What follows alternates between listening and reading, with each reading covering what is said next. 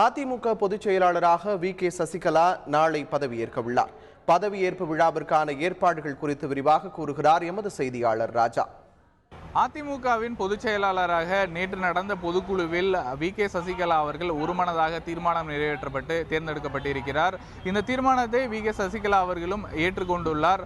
நாளை சென்னை தலைமை கழகத்தில் அவர் பதவியேற்றுக் கொள்ள இருக்கின்றார்.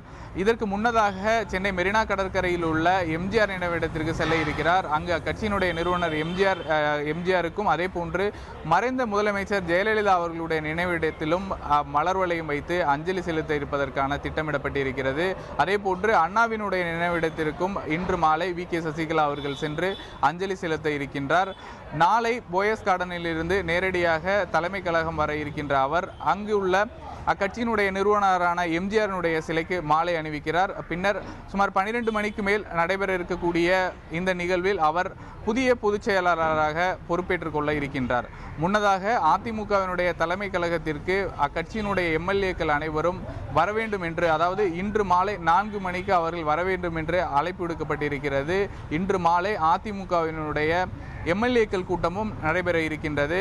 புதிய பொதுச் செயலாளராக நாளை வி.கே. சசிகலா அவர்கள் பொறுப்பேற்க இருப்பதை அடுத்து இந்த சாலை, அதாவது ராயப்பேட்டையில் உள்ள லாய்ட் சாலை மற்றும் போயஸ் கார்டன் சுற்றியுள்ள பகுதிகளில் மறைந்த முதலமைச்சர் ஜெயலலிதா அவர்களுடைய புகைப்படம் மற்றும் அதே போன்று புதிதாக பொறுப்பேற்க உள்ள வி.கே. சசிகலா அவர்கள் இருக்கக்கூடிய புகைப்படம் உள்ளிட்டவை இடம்பெற்றிருக்கக்கூடிய போஸ்டர்கள் அதிக அளவில் ஒட்டப்பட்டிருக்கின்றன.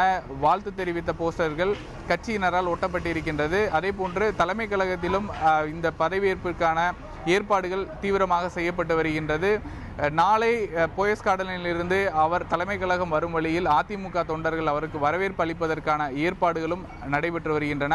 இந்த ஏற்பாடுகளை தமிழக முதலமைச்சரான ஓ. பன்னீர்செல்வம் அவர்கள் முன்னின்று செய்து வருகிறார். தந்தி டிவி செய்திகளுக்காக ஒளிப்பதிவாளர் ராஜ்குமாருடன் ராஜா.